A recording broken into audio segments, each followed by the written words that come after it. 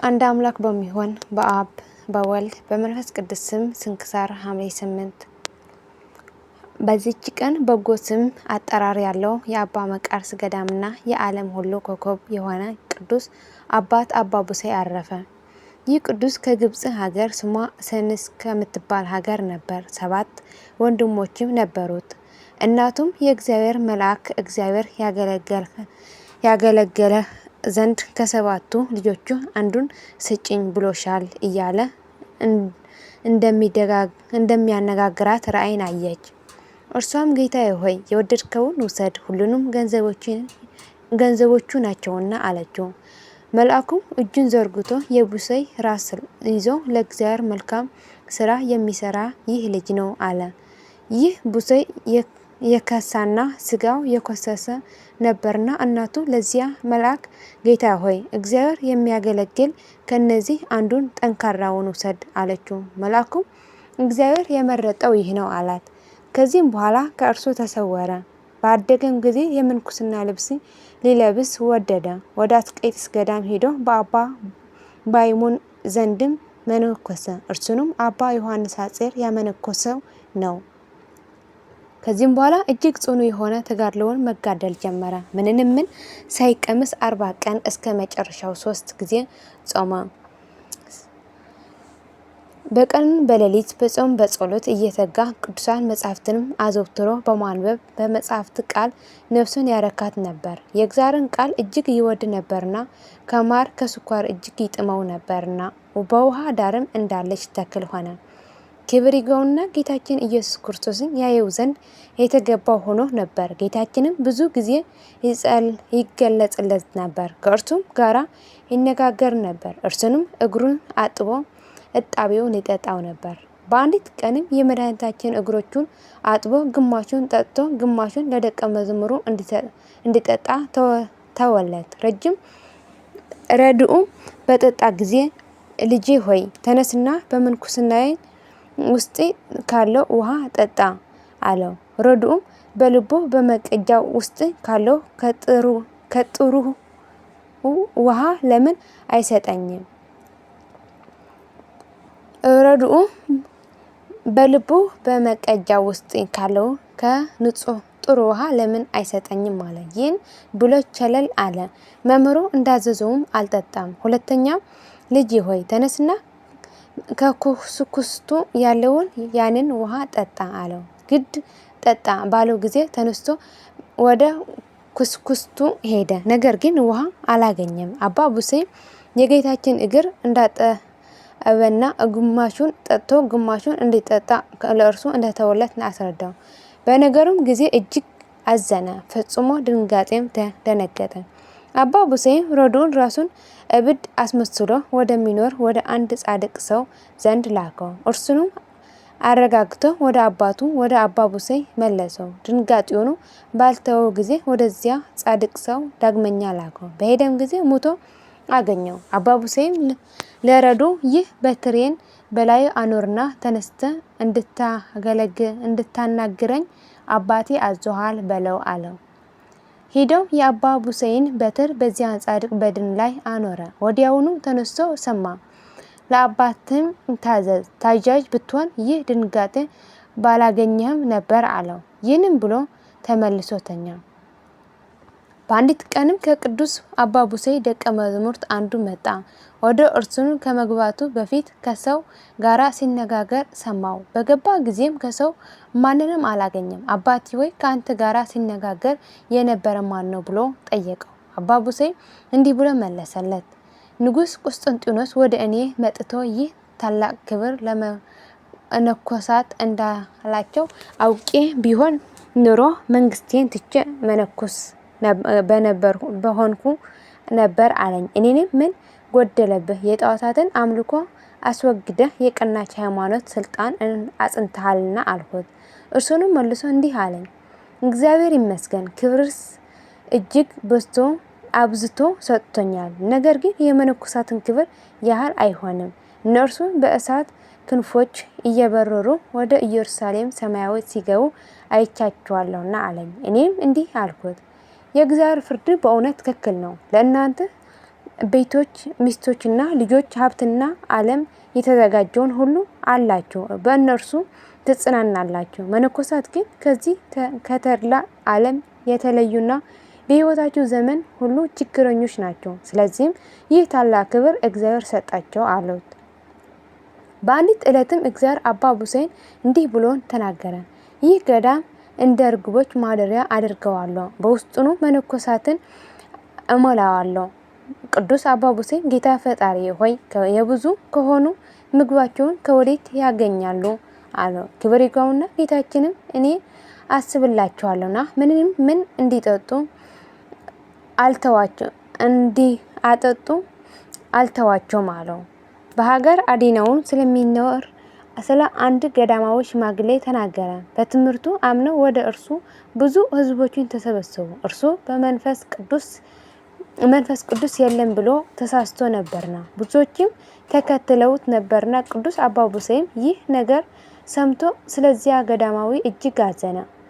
መስሚያውንም 3 ጆሮዎቹን አድርጎ ወደ ገዳም አዲናው ሄዶ ከዚያ ገዳማዊ ሽማግሌ ጋር ተገናኘ። ብዙ ሕዝቦችንም በእርሱ ዘንድ አገኛቸው። ሁሉንም ለቅዱስ አባ ቡሴ ሰላምታ ሰጡት። መስሚያ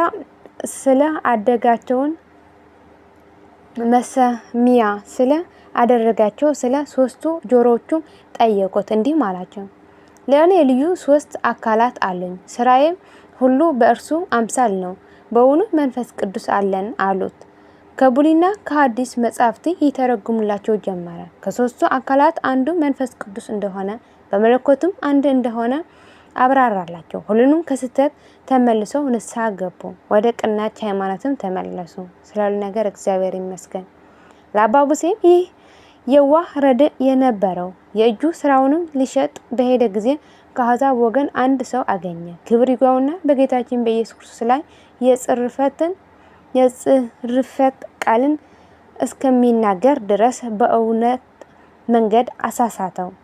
በተመለሰ ጊዜም በክርስትና ጥምቀት ያገኘው የልጅነት ክብር ከእርሱ እንደተለየው አባ ቡሴ ተመልክቶ ልጄ ሆይ በአንተ ላይ የደረሰው ምንድን ነው አለው። እርሱንም ያ ሽማግሌ እንዳሳተው ነገረው። አባ ቡሴም ስለ እርሱ 7 ቀን ሲጸልይ ሰነበተ። በፍጻሜው በክርስትና ጥምቀት የተሰጠው የመንፈስ ቅዱስ ልጅነት በእርግብ አምሳል በላይ ወርዶ በውስጡ ሲያድር አየ። ክብር ይግባውና ጌታችን ኢየሱስ ክርስቶስ አመሰገነው። ረድኡም እንዲጠነቀቅና የቀናች ሃይማኖቱ እንዲያጸና ልዩ ከሆነ ሰውም ጋራ ስለ ሃይማኖት እንዳይነጋገር አዘዘው።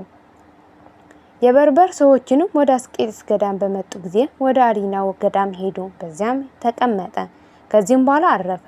የመከራው ወራት ጸጥ ባለ ጊዜ የቅዱስ አባ ቡሴ ስጋ ከቅዱስ አባ ቡላ ስጋ ጋራ በአንድነት ወደ አስቄጥስ ገዳም አመጡ። ከስጋውም ብዙዎች ድንቆችና ተአምራቶች ተገለጡ። ዘመኑ 57 ነበር። በአስቄጥስ ገዳም እየተጋደለ 27 ዓመት ኖረ። በአዲናው ገዳም 10 ዓመት ኖረ። ከመመነኮሱም በፊት በዓለም ውስጥ 20 ዓመት ተቀመጠ። ለእግዚአብሔር ምስጋና ይሁን። እኛንም በዚህ ጻድቅ ሰው ጸሎት ይማረን፣ በረከቱን ከእኛ ጋር ትኑር ለዘላለሙ አሜን። ዳግመኛ በዚች ቀን ከእስክንድሪያ ከተማና ከገምኑዲ የሆነ ቅዱሳን አቤሮንና አቶም በሰማዕትነት ሞቱ። የዚህ ቅዱሳን ወላጆቻቸው እግዚአብሔር የሚፈሩ ምዕመናን ነበሩ። ብዙ ምጽዋትንም ይሰጡ ነበር።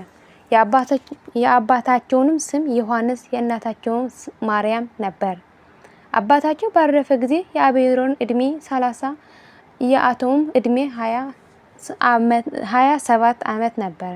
በቤተ ክርስቲያን አገልግሎትም የተጸመዱ ነበሩ። የሚራሩም ነበር። መጻተኞቹም በፍቅር ይቀበላቸው ነበር። በትሩፋት ሁሉና በበጎ ስራ ፍጹማን ነበሩ።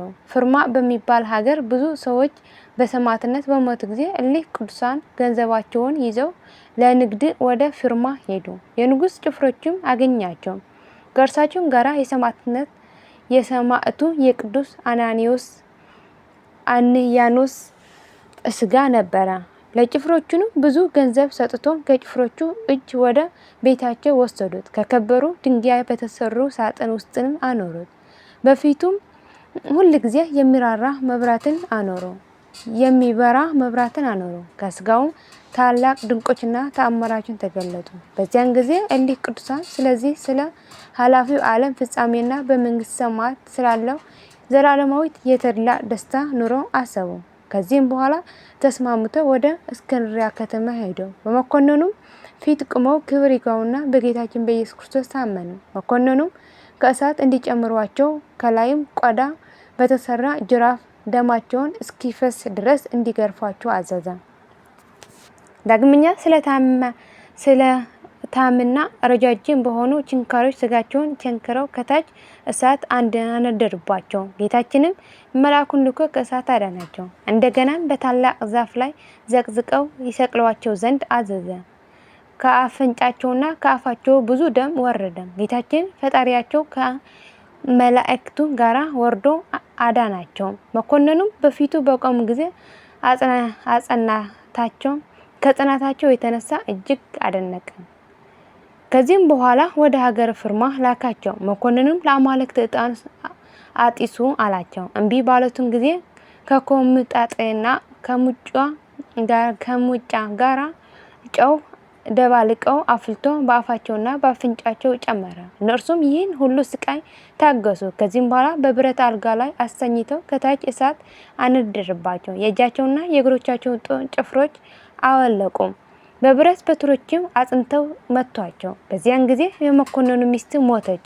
እርሱም ደንግጦ ይቅር እንዲሉት ሚስቱንም እንዲያስነሱለት ቅዱሳን ለመናቸው። እነርሱም ክብር ይግባውና ጌታችን ኢየሱስ ክርስቶስ ለመኑት። ያን ጊዜ ተነሳች። መኮንኑም ከሕዝቡ ሁሉ ጋር በጌታችን በኢየሱስ ክርስቶስ አመነ። ቅዱሳንም ወደ ሀገራቸው ይሄዱ ዘንድ ለቀቃቸው። ስለ ሁሉ ነገር እግዚአብሔር ይመስገን። ወደ ሀገራቸው ወደ ገሙንዲም በደረሱ ጊዜ የቀረ ገንዘባቸውን ለድሆችና ለችግረኞች ሰጡ። የቅዱስ አናንያስም ስጋ ስሙ ሰረባሞን ለሚባል አንድ ጻድቅ ሰው አደራ አስጠበቁት። እንደቀደመውም በፊቱ መብራትን እንዲያበራ አዘዙት። ከዚህም በኋላ በርሙን ወደሚባል ሀገር ሄደው በመኮንኑ ፊት ክብር ይግባውና በጌታችን በኢየሱስ ክርስቶስ አመኑ። መኮንኑም እንዲገርፉትና እንዲጎትቷቸው አዘዘ። ደማቸውንም እንደ ውሃ ፈሰሰ። ድንቁርና ዲዳ የሆነች ሴትን መጥታ ከቅዱሳኑ ደም ወስዳ አፏን፣ ጆሮዋን፣ ልቧንም ቀባች። ወዲያውኑ ድና ተናገራች፣ ሰማች። መኮንኑም ግን አሰራቸው። ከዚህም በኋላ እነርሱን ማሰቃየት በሰለቸው ጊዜ ራሶቻቸውን በሰይፍ እንዲቆርጡ አዘዘና ቆረጧቸው። የሰማዕትነት አክሊልን ተቀበሉ። በዚያም ከገሙንዲ ሀገር ሰረባሞንና ሌሎች ሰዎችም ነበሩ። በበፍታና በከበረ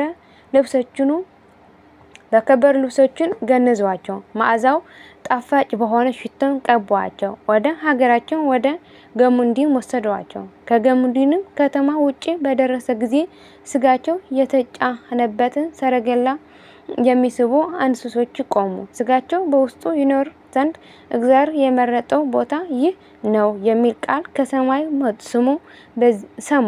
በዚያም አኖሯቸው። ከዚህም በኋላ ቤተ ክርስቲያን ሰሩላቸው። ስጋቸውን ከቅዱስ አንያኖስ ስጋ ጋራ በውስጧ አኖሩ። በገሙንዲን ሀገርም ድንቆችና ተአምራቶችን እያሳዩ እስከ ዛሬ ድረስ አሉ። ለእነዚህ ቅዱሳንን ክብር ይግባውና ጌታችን ኢየሱስ ክርስቶስ ስማቸውን ለሚጠራ መታሰባችን እንደ ችሎታውን ለሚያደርግ ኃጢአት ይሰረይለታል፣ ስቃይንም ከቶ አያይም ብሎ መከራ የሚቀበሉበትን ጊዜ ቃል ኪዳን ሰጣቸው። ለእግዚአብሔር ምስጋና ይሁን። እኛንም በጸሎታቸው ይማረን፣ በረከታችን ከእኛ ጋር ትኑር ለዘላለሙ አሜን። ዳግመኛ በዚህች ቀን ከግብጽ ደቡብ አካ በሚባል አውራጃ ባራ በምትባል መንደር ይኖር የነበረ ቅዱስ ሰማዕት አባ በላኒ አረፈ። ይህን ቅዱስ ቄስ ነበር።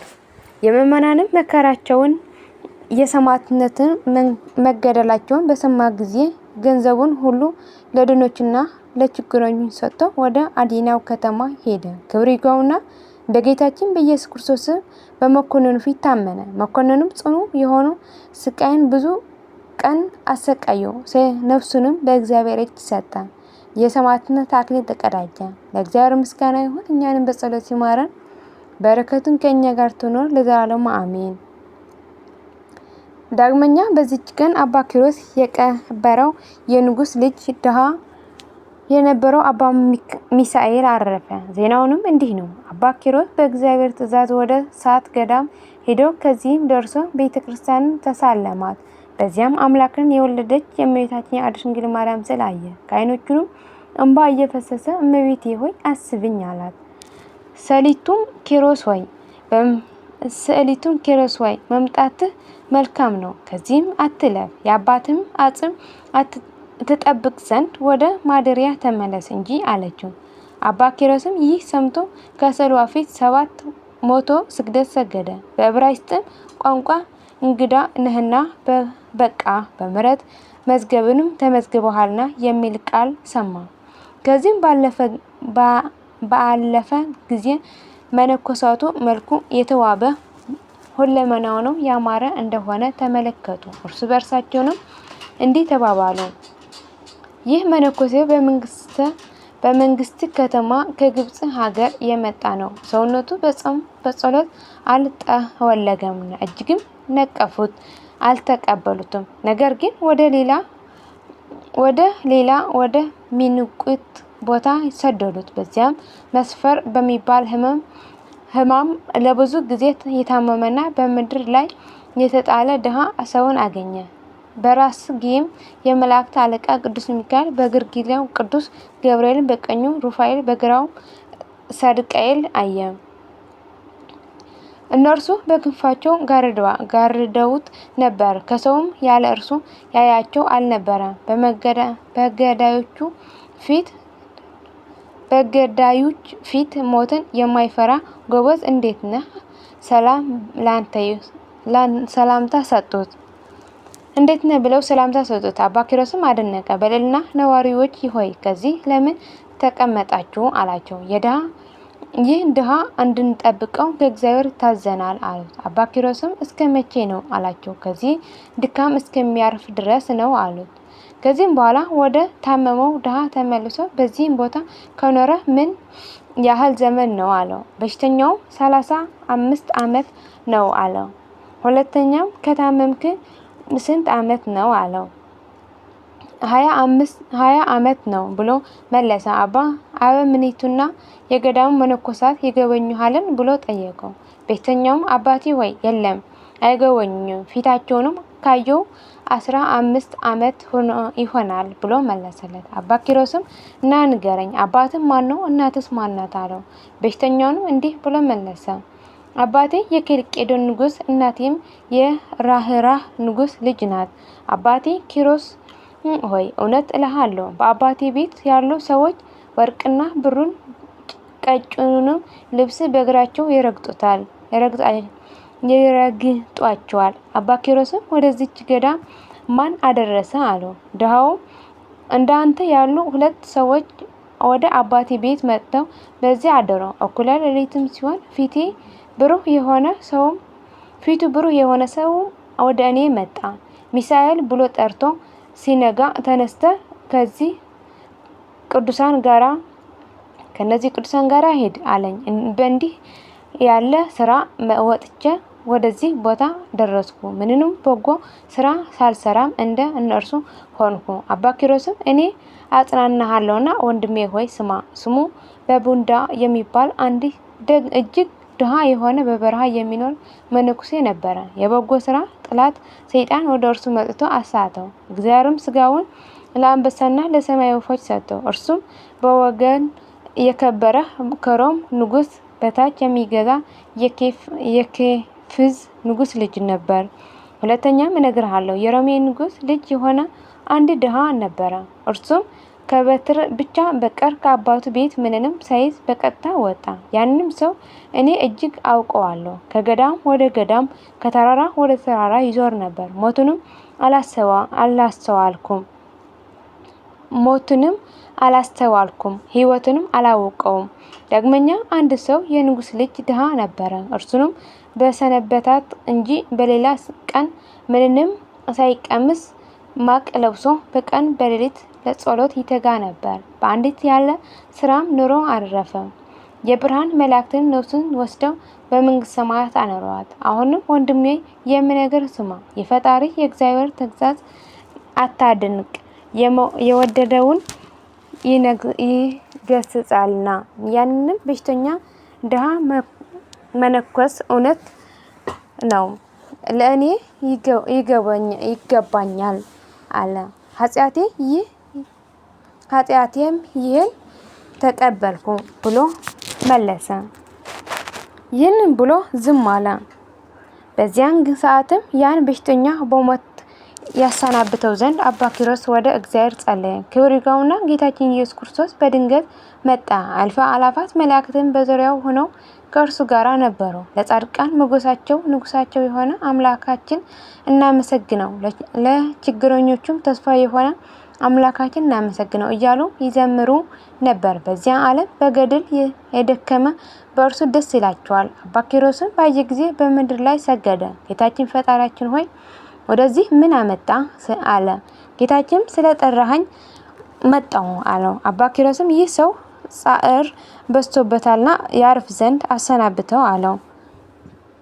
ጌታችንን ምን ያህል እንደምወደው የመላእክት ሰራዊት ያዩና ያውቁ ዘንድ ያቺ የገነት ተክል አበባ ከእጄ ወስደ በዚህ በሽተኛ በፊቱ ላይ ጣል አለው። አባ ኪሮስም ያንን የገነት ተክል አበባ ከጌታችን እጅ ተቀብሎ በበሽተኛው ፊት ላይ አኖረ። ያን ጊዜ ነፍሱ ያለ ጻዕር በፍጥነት ወጣች። መድኃኒታችን ተቀብሎ ሳማት፣ ከእርሱም ጋራ በብርሃን ሰረገላ ውስጥ አስቀመጣት። አውጥቶም በሰማያዊ ክብር አኖራት።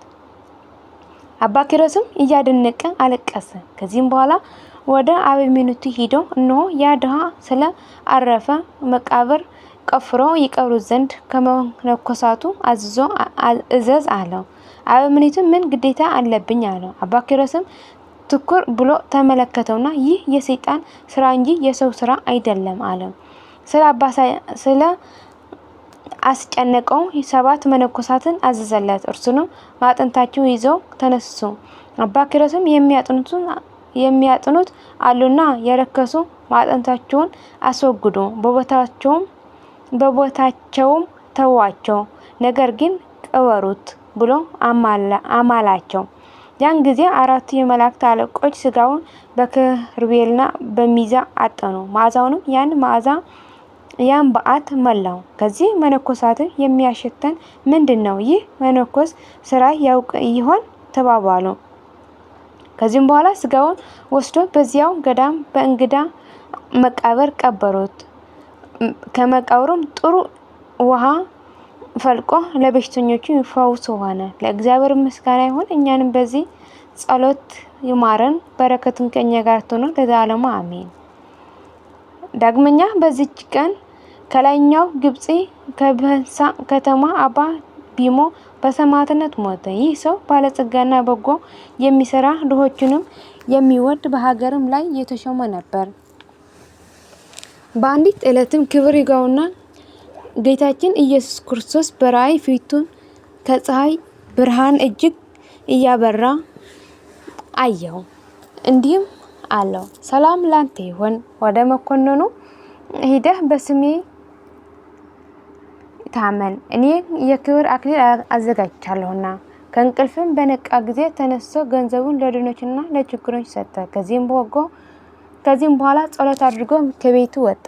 ሉቂያኖስ ወደሚባል መኮንንም ሄዶ በፊቱ ቆመ። ክብር ይግባውና በጌታችን በኢየሱስ ክርስቶስ ስም ታመነ። መኮንንም ባየ ጊዜ ሽሞ እንደሆነ አውቆ ከእርሱ ንዋየ ቅዱሳት ፈለገ። ዳግመኛም ለአማልክት እንዲሰዋ ፈለገ። ቅዱስም እንዲህ ብሎ መለሰለት፣ ስለ ንዋየ ቅዱሳት ከእኔ ልትሻ አይገባም። የረከሱ አማልክቶችም ስለማመልክ ትእዛዝን አልሰማም። እኔ ሰማይን ምድርን በውስጣቸው ያለውን ሁሉ የፈጠረ ሕያዋን እግዚአብሔር ልጅ ጌታ ኢየሱስ ክርስቶስ አመልከዋለሁ።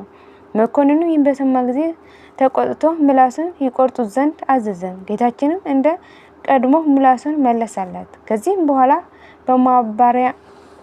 በማባረያ ውስጥ አበራዩት። በብረት አልጋ ላይም ቸነክረው በበታቹ እሳትን አነደዱ። እግዚአብሔርም አዳነው፣ ያለ ጉዳትም አስነሳው። ከዚህም በኋላ ወደ እስክንድርያ ከተማ ላከው።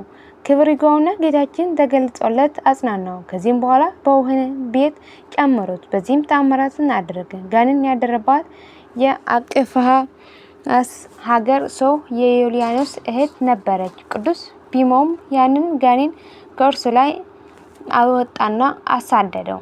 ዜናውንም በሀገር ውስጥ በተሰማ ጊዜ ክብር ይግባውና በጌታችን በኢየሱስ ክርስቶስ ብዙዎች አመኑ። መኮንኑ በሰማ ጊዜ እጅግ ተቆጣ። በየአይነቱ በሆነ ስቃይ ማሰቃየው። በመንኮራኮርም የእጆቹና የእግሮቹን ጥፍሮች አወለቀ። በእሳት ባጋሉት በብረት ሰንሰለትም አስረው ጎተቱት። በውሽባ ቤትም ማንደጃ ውስጥም ጣሉት። ከዚህም ጌታችን አዳነው። ከዚህም በኋላ በአንገቱ ታላቅ ድንጋይ አንጠልጥለው በባህር ውስጥ ጣሉት። አሁንም ጌታችን አዳነው። ሁለተኛም ከእሳት ጨመሩት። ከዚህም ጌታችን አዳነው። በእሳቱ መካከል እየጸለየ ቆመ። መኮንኑ ማሰቃየት በሰለቸው ጊዜ ወደ ላይኛው ግብጽ ሰደደው። በዚያም ያሰቃዩት ዘንድ ዘቅዝቀውም ይሰቀሉት። ከዚህ በኋላ በብረት ምጣድ ውስጥ ጨምረው በላዩ እሳትን አነደዱበት። ጌታችንም ተገለጸለትና ከእሳቱ አዳነው። ከዚህም በኋላ ጌታችን ስሙን ለሚጠሩ መታሰቢያ ለሚያደርግ ገድሉን ለሚጽፍ በስሙ ምጽዋትን ለሚያደርግ ሁሉ የዘላለም ሕይወት ያድለው ዘንድ ቃል ኪዳን ሰጠው። መኮንኑ ከማሰቃየት የተነሳ በደከመ ጊዜ ራሱን በሰይፍ ቆርጦ ዘንድ አዘዘ። የሰማዕትነት አክሊልን በመንግሥተ ሰማያት ተቀበለ። የአቅፍሃ ከተማ ሹም የሆነ የሄልዮስ ባሮችም ስጋውን አንስቶ ወደ ሀገሩ ወሰዱት። እስከ ስደቱ ዘመን ፍጻሜ ድረስ በመልካም ቦታ አኖሩት። ከዚህም በኋላ መልካም የሆነች ቤተክርስቲያንና ገዳምን ሰሩለት። ስጋውንም በውስጧ አኖሩ። ከእርሱም ታላቅ ድንቆች ታምራት ተገለጡ። በሽተኞችም ሁሉ ይፈውስ ነበርና። ለእግዚአብሔር ምስጋና ይሁን። እኛንም በዚህ ሰማዕት ጸሎት ይማረን፣ በረከቱን ከኛ ጋር ትኖር ለዘላለሙ አሜን። ዳግመኛ በዚች ቀን በምዕራባዊ ሀገር በረሃ የሚኖር ታላቅና ክቡር አባት የሆነ የአባ ኪሮስ የዕረፍት መታሰቢያ ነው። ይህም ቅዱስ የታላቅ ንጉሥ ቴዎድሮስ ወንድሙ ነበር። በከተማ ውስጥ የሚሰራውን አመጽ ባየ ጊዜ ገንዘቡን ሁሉ ትቶ ከሀገሩ ወጣ። ጌታችንም መርቶ ወደዚያች ምዕራባዊት በረሃ አደረሰው። በውስጡም ብዙ ዘመናት ብቻውን ኖረ። ከሰው ምንም አላየም። በዚህም ሁሉ ዘመን የዱር አራዊትም ቢሆን በአስቄጥስ ገዳም ውስጥ ስሙ አባ ባውማ የሚባል አንድ ቄስ ነበረ። እርሱም የንጉሥ ዘይን ልጅ ቅዱስ ኢላሪያ ስጋዋን የገነዘ ነው። እርሱም እንዲህ አለ። በቤተ ክርስቲያን ውስጥ እያለ አባ ባውማ ሆይ ተነስ፣ ወደ በረሃው ውስጥ ገብተ ወደ ፀሐይ መግቢያው ሂድ። ከቅዱሳን ሁሉ አብስቶ ፍቃድን የሚፈጽመው የአንድ ገዳማዊ ስጋ ትገንዝ ዘንድ የሚለኝ ቃል ከሰማይ ሰማሁ። ያን ጊዜ ደስ ብሎኝ ተነሳሁ። በበረሃውንም ውስጥ 3 ቀን ተጉዤ ከአንድ ገዳማዊ በዓት ደርሼ ደጁን አንኳኳሁ። አንድ ሽማግሌ ገዳማዊ ከፈተልኝና እርስ በርሳቸው ሰላምታ ተለዋወጥን። በዚህ በረሃ ሌላ ገዳማዊ ያለን ብዬ ጠየቅኩት። አዎን አሉኝ።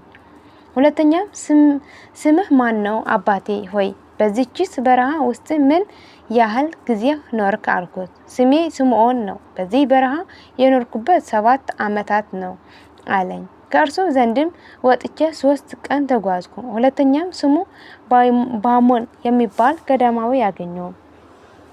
ሰላምታ ሰጠሁትና በዚህ በረሃ ሌላ ገዳማዊ አለን አልኩት። አዎ አለ አለኝ። 4 ቀንም ተጓዝኩ። ወደ አባ ኪሮስ በዓት ደረስኩ። ቅዱስ አባት ሆይ ባርከኝ አልኩት። ደጁን አንኳኳው። አባ ጳውማ ሆይ መምጣትህ መልካም ነው ብሎ ከውስጥ ተናገረኝ። እግዚአብሔር ያከበረ ሰው በሰላም በፍቅር ወደ እኔ ግባ አለኝ። ያን ጊዜ ገብቼ ከእርሱ ተባረኩ። በፊቱም የእግዚአብሔር ጸጋ ክብር አየሁ። የራሱ ጠጉርና ጸሙ እንደ በረዶ የነጣ ነበር። ከዚህም በኋላ ተቀመጥኩ። በብቻው አቀፈኝ፣ እንዲህም አለኝ፣ እነሆ ይህች ሰዓት እየጠበቅኳት በዚች በዓት 57 ዓመት ኖርኩ። ይህን ሲል ጥቂት ታመመና ተኛ። እየደነገጠ ያቺ ሌሊት አደረ። ሲነጋም በበዓቱ ውስጥ ታላቅ ብርሃን በራ። ብርሃናዊ ሰውም ገባ። በእጁም የብርሃን መስቀል አለ። በአባ ኪሮስ አጠገብ ተቀምጦ ሳመው፣ ባረከውም፣ አጽናናው። ሰላም፣ ፍቅር፣ አንድነት አደረገለት።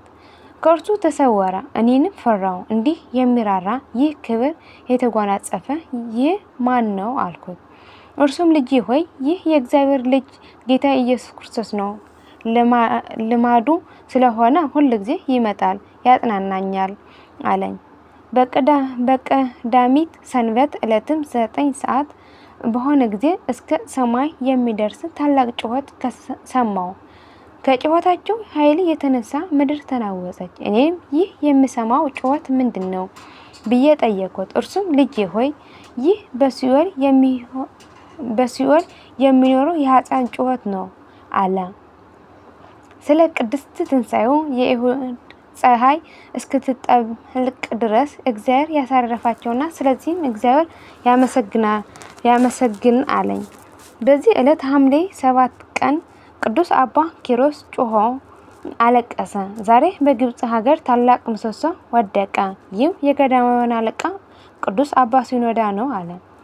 ከዚህም በኋላ ከደዌው ጽናት የተነሳ እሁድ ሌሊት እጅግ ደነገጠ። በበዓቱም ውስጥ እነሆ ታላቅ ብርሃን በራ። ክብር ይግባውና ጌታችን ኢየሱስ ክርስቶስ ገብቶ በአባ ኪሮስ ራስ አጠገብ ተቀመጠ። አባ ኪሮስም መድኃኒታችን ኢየሱስ ክርስቶስ ወይ ይህ ሰው ባርከው አለው። ጌታችንም የመረጥኩ አባ ባውማ ሆይ ጽና፣ አትፍራ፣ ሰላሜ በረከቴም ከአንተ ጋር ይሁን። አሁንም ታማኝ አገልጋይ የሆነ የዚህ የቅዱስ ኪሮስ ያየኸውና የሰማኸውን ወደ ፊትም ዳግመኛ የምታየውና የምትሰማው ገድሉን ጻፍ አለኝ። ከዚህም በኋላ መድኃኒታችን አባ ኪሮስ እንዲህ አለው፣ እነሆ አንተ ትሞታለህና አትዘን። ሞት አይደለም የዘላለም ሕይወት ነው እንጂ። የገድልህን መጽሐፍ የሚጽፈው ወይም የሚያነበውን የሚሰማውን ሁሉ በምድር መታሰቢያ የሚያደርገውን ሁሉ በደብረ ጽዮን በሚደረገው የ1000 ዓመት በዓል ምሳ ከእኔ ጋር ይቀመጥ ዘንድ አደረገዋለሁ። ከቅዱሳኖቼ ጋር አቆጥረዋለሁ። የኃጢአንን መጽሐፍ ቀድጄ ስሙን በሕይወት መጽሐፍ እጽፈዋለሁ። ለመንግስት የሚገባውንም ለመስዋዕት የሚገባውን ዕጣን ወይን መብራትን መባ አድርጎ የሚሰጠው በስምህ ለድሆችና ለችግረኞች ምጽዋት የሚያደርግ ዓይን ያላየውን ጆሮ ያልሰማውን በሰው ልቦና ያልታሰበው በጎ ዋጋ እኔ እጥፍ ድርብ አድርጌ እሰጠዋለሁ። በበኩር ቤተ ክርስቲያንም ስጋዬ ደሜ አቀበላቸዋለሁ። በዚህ ዓለም ቤታቸውን እባርከዋለሁ፣ ልጆቻቸውን አሳድጋቸዋለሁ። ከበጎ ነገር ሁሉ ምን አያጡም።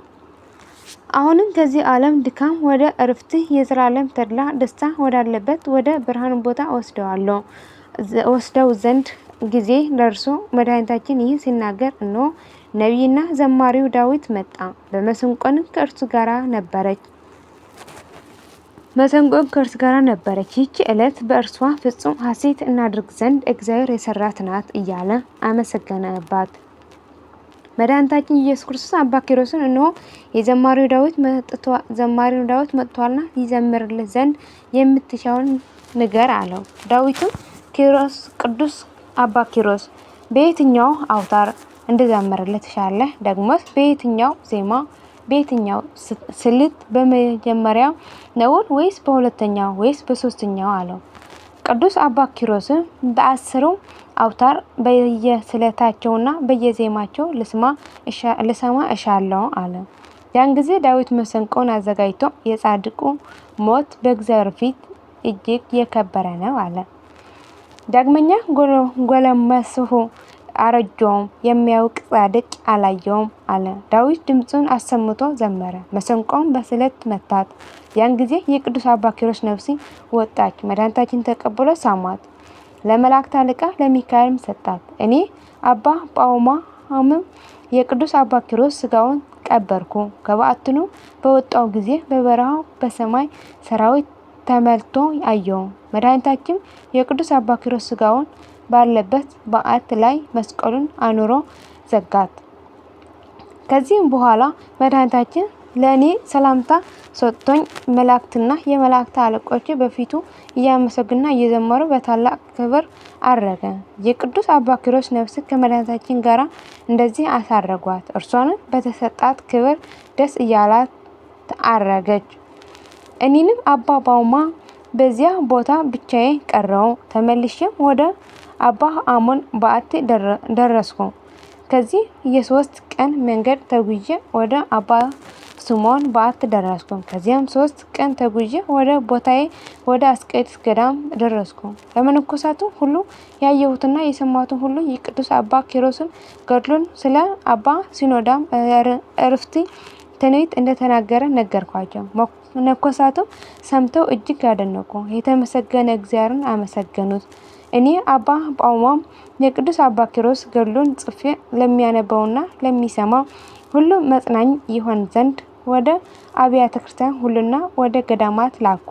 ለእግዚአብሔር ምስጋና ይሁን። እኛንም በዚህ ጸሎት ጻድቅ ይማረን፣ በረከቱም ከኛ ጋር ትኑር ለዘላለሙ አሜን አሜን። የሁሉም ቅዱሳን በረከትና ረድኤት ምልጃና ጸሎታቸው ከመላ ሕዝበ ክርስቲያን ጋር ለዘላለም ጸንቶ ይኑር አሜን። የወደቀ ነጥብ በአፈ ሥጋ መላእክት ይታረምልኝ አሜን። አቡነ ዘበሰማያት ይትቀደስ ስምከ ትምጻእ መንግሥትከ ወይኩን ፈቃድከ በከመ በሰማይ ከማሁ በምድር ሲሳየነ ዘለለዕለትነ ሀበነ ዮም ኅድግ ለነ አበሳየነ ወጌጋየነ ከመ ንሕነኒ ንኅድግ ለዘአበሰለነ ኢታብአነ እግዚኦ ውስተ መንሱት አላ አድኅነነ ወባልሐነ እምኩሉ ኪስ መዛኪ መንግሥት ኃይል ስብሐት በሰላም ቅዱስ ገብርኤል መልአኩ እግዝእትየ ማርያም ሰላም ለኪ ድንግል በይናኪ ወድንግል በሥጋኪ እምእግዚአብሔር ጽባኦት ሰላም ለኪ ብሩክት አንቲ እምአብ ወቡሩክ ፍሬ ከርሥኪ ተፈሥሒ ፍሥሕት ኦ ምልዕተ ጸጋ እግዚአብሔር ምስሌኪ ሰአሊ ወጸልዪ ምሕረቱ በእንታነ ሀ ፍቅር ወልድኪ ኢየሱስ ክርስቶስ ከመ ይስረይ ለነ ኃጣውኢነ ለዓለሙ ዓለም ለዘላለሙ አሜን።